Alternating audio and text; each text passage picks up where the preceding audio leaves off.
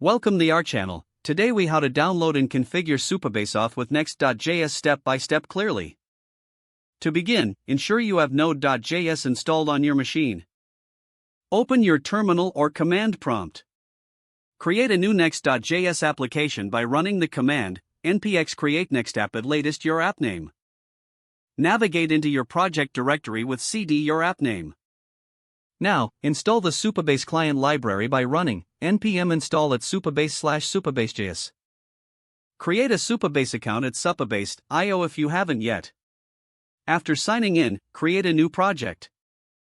Once your project is set up, go to the project settings.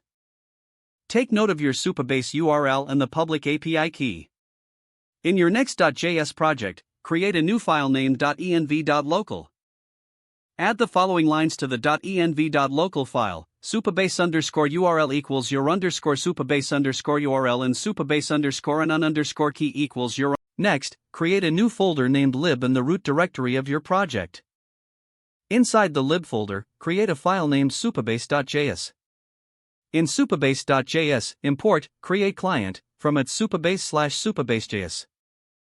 Define the Supabase client using your environment variables. Const supabase equals create client, process.env.supabase_URL, process.env.supabase_and_key. Export the Supabase client to use it in your application. Now, set up authentication by creating a new page for sign in. Create a file named signin.js in the pages directory. In signin.js, import the Supabase client and necessary React hooks. Build a form for email and password input.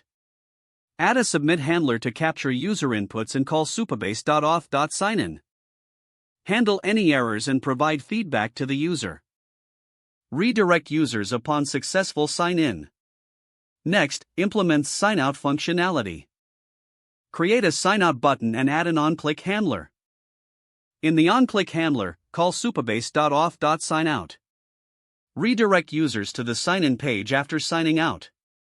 To secure pages, create a higher-order component for authentication. Don't forget to like this video and subscribe to our channel for more step-by-step tech guides.